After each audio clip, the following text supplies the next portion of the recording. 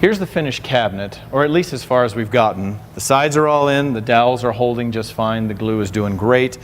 There's one more thing that we need to do before the box itself is finished. And then we can start putting in hardware, hinges, drawer glides, whatever it happens to be, and I'll show you that in a minute. The last part is to put in what's called a cleat, just a piece of wood, 3.5 inches wide. It could be 4, but I like them 3.5 just so they're all even and the same. I edge banded the underside so that I made sure to put in the correct color. So because the inside is white, I did white on the edge. I didn't do this dark stuff. So you cut it so that it fits exactly inside to inside on these sides. So try to cut it so there's no gap between them. If there's a huge gap and it's way short, cut another one, and that's fine. I've got a lot of this stuff that you're welcome to go through. But you put it all the way back in the back and push it in. Now I'm lucky enough that it's cut to the right size, it actually stays in itself. A lot of times that won't happen, and you'll need another person to hold it in while you staple it. Now what we got to do, if it's a cabinet that has cabinets on the left and the right sides, you won't see these sides, then I'm going to put staples through the side like this. So I know it's in the right place. The top is 3/4 of an inch, so I'm going down about an inch and shooting and then putting another one right below. Okay? But I know that that's not going to be seen because there's another cabinet here next to it, whatever it happens to be. Let's say for a minute that this side is going to be seen. It's an outside spot where people are going to look and see the side. I don't want to shoot into it and mar it up. Now, I'm going to cover the back edge with something else, so I'm going to leave this open. But I do have to shoot on the top. I need to shoot along the top edge. Now when I shoot along the top, this staple is going to push that board down, and I don't want that to happen. So if you're by yourself, simply stick your hand inside and hold it while you shoot with the other hand. It's a little bit awkward, and I would highly recommend you do this with a friend, a helper, someone to hold it and someone to shoot. Once you get it in the right place, shoot it, and now it's in and it didn't move. And then once that's in, you're fine, and go ahead and shoot the rest. 3, 4, 5 shots, whatever it takes. Now that that cleat is there, now I can install it into the kitchen, and I can put a screw through that cleat into the wall. This 1/4 inch stuff is pretty flimsy. I mean, you could punch through it if you hit hard enough, but that 3/4, not a chance.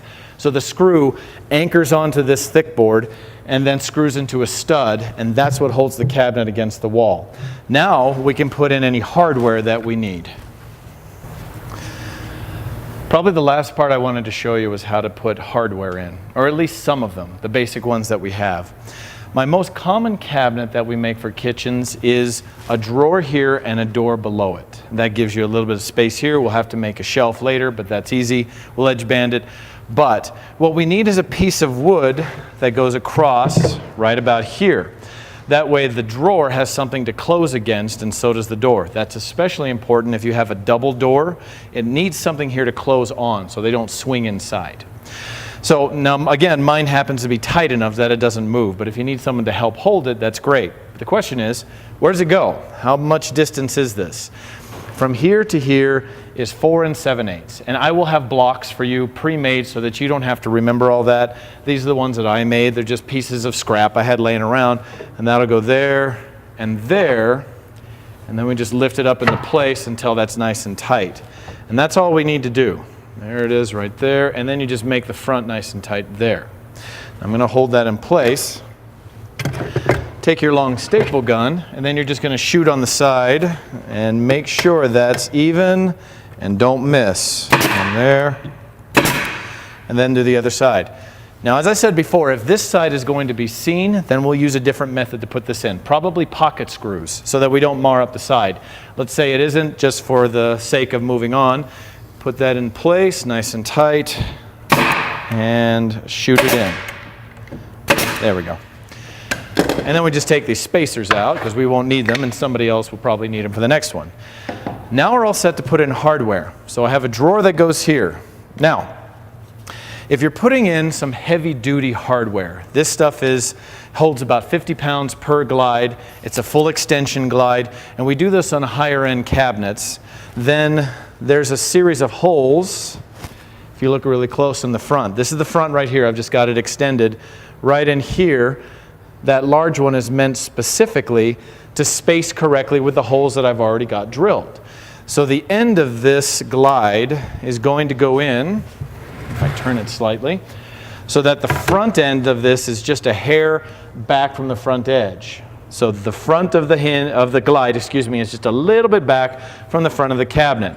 You'll pull this glide out, find that hole, move it back in right there, figure out your spacing, and then put a screw in that hole. Now the hardware that we're using on the front edge that fits into these holes is a little bit different than the other stuff that we've used. This is called a posy screw. I don't know why it has that name, and I know it's not totally in focus, but it's a much fatter screw. It does not have a sharp tip, and it fits right into those pre-drilled holes that we made before. So this screw, if I pull out this, is going to fit into that larger hole that I know is difficult to see, but there's a big hole there. That's going to fit in there, right like that. So now it's inside. Now all I got to do is figure out which hole it goes in. And let's say I've done my measuring and I know it's going to go here, and we just go ahead and screw that in. There, so it's nice and tight. Now I can move this up and down. So how do I know when that's straight? It's kind of an old-fashioned way, but we just use what's called a level. It's a torpedo level, and you can see that it works just fine. It's got a magnet on one edge, and since this is metal, it connects right on there, and it'll stay on there whether it goes up or down. It won't move. So you can see that it stays, and it shows me if I get right in here, that's level right there. Now on the back side, for these large, bulky glides, I'm going to use this screw. It has a large head. It's only about a ½ inch long, maybe even a hair less. But it's meant specifically for these glides. And you're going to put that in the back, make sure it's nice and level, and screw it in. And then I put another one in the middle, just to hold it all together. Now that is nice and level to the earth, and then you do the same thing on the other side, level it, and you're fine, and then you can attach your drawer. Now, if you're putting one of these up here, that's fine, but most of the time we'll be using these glides. These are the same ones that we use in my other class, the beginning and advanced classes. They're Teflon coated, they roll really nice, and the nice thing is with this spaced at 4 7/8, the hole lines up perfectly. Right there's the hole. It lines up right on the money with what I've already pre-drilled. And again, you use a posy screw, one of those big ones, and screw that in right there, nice and tight. And then you can repeat the same process, this on top, and then I can level it. Now, with these glides, now I'm going to be using these tiny little ½ inch screws that have a flat head, have a tiny flat head with an angle. So be careful. If you over tighten these, I found that they actually pull through all the way to the other side. Then you got to loosen them up and do it again. But just stick your head inside, get it level.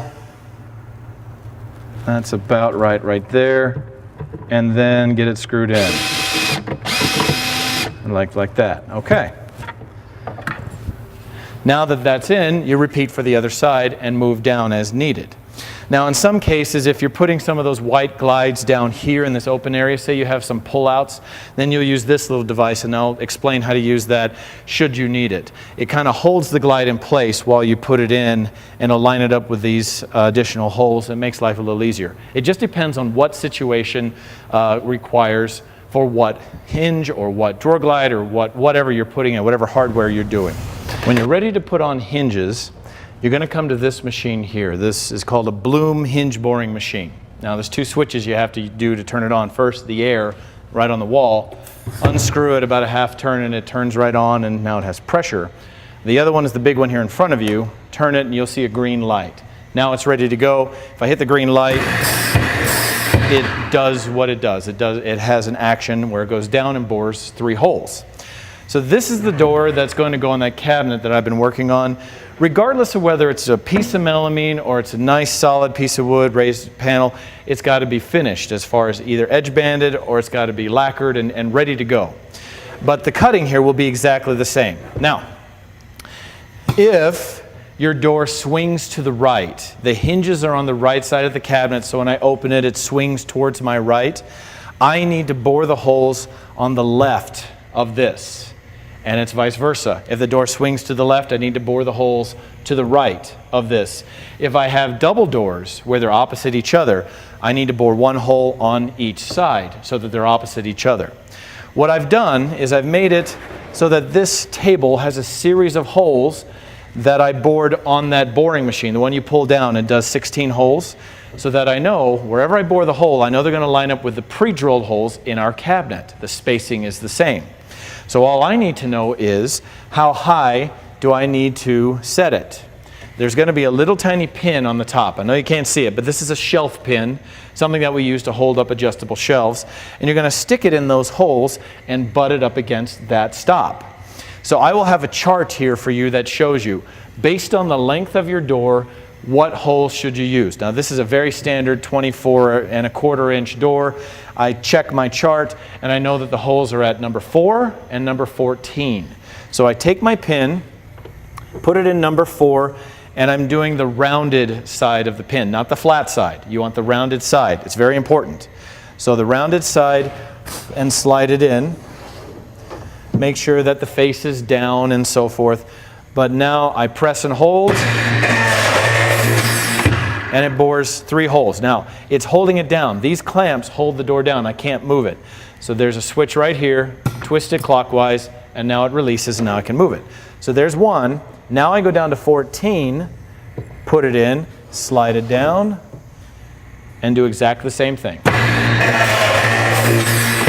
Okay, release, and now that door is finished. The idea is that I want the distance here to be approximately the same as the distance here. They don't have to be perfect, and they usually aren't, but I want them close. I just don't want one way up here close to the middle and one way at the top. It just looks bad. It doesn't give it the support that it really needs. Now let's put in the hinges and attach it. Now it's time to put the hinges into the door. Now there's 2 parts to this hinge. One is the mounting plate, and that's what that looks like, and the other is the hinge. And now they lock together. If you put them in correctly, they lock together and they snap together and they will become one unit. But the reason they do that is so I can press this little lever, that comes off, and now I can take the door out of the cabinet easily. So to put these in, there's a couple ways to do it, but the easiest way is to set these on top. And they have a little dowel on them so that they fit in nice and tight into those little holes that we did, and just tap it in. Once it's in there flush, you're done. So put it right on there, and just be careful. I wouldn't use a metal hammer. It tends to dent this. And if there's a lot of junk underneath your door, be careful. It could actually dent your door from the other side. So make sure that it's nice and clean on the other side. Now, remember the numbers that we used when we bored the holes, number 4 and 14. We're going to need those same numbers for these brackets. So now we're going to put in this plate. And there's one thing I wanted to show you, that there is an angle side on one side and a flatter side on the other. So the angle's here and none on this side.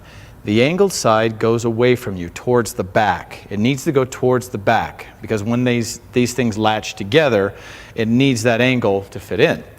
So remember the numbers that we had, 4 and 14. All I have to do is get my drill all set. There's the drill, put the screw on a magnetic tip, and count up 4. 1, 2, 3, 4. That's going to go from 4 up. The angle part is in the back. And screw it in. On the other side, the other hinge, you're going to count up 14 and do the same thing. 2, 4, 6, 8, 10, 12, 14. And then make sure to do the same thing.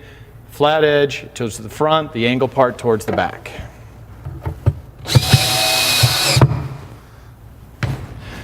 When you have those plates in, this should line right up.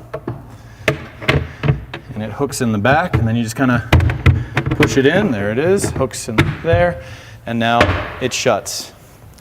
And it lines up perfectly. Now, if this is overhanging a little too much, it's not quite straight, you can adjust them with some of these screws on the side. I know it's hard to see at that angle, but there's a screw in the front and a screw in the back. The front one is the one that you'll use most. The front one will take it left and right so that you can adjust it left and right. The back one adjusts it in and out. And then there is a third one on the bracket itself, not the hinge, but the bracket, that will allow you to adjust up and down. So there is a lot of leeway with these hinges. But make sure that you bore them in the right place and that the hinge plates are in the right place and everything lines up wonderfully, and they can come, you can put them on, you can take them off really easily.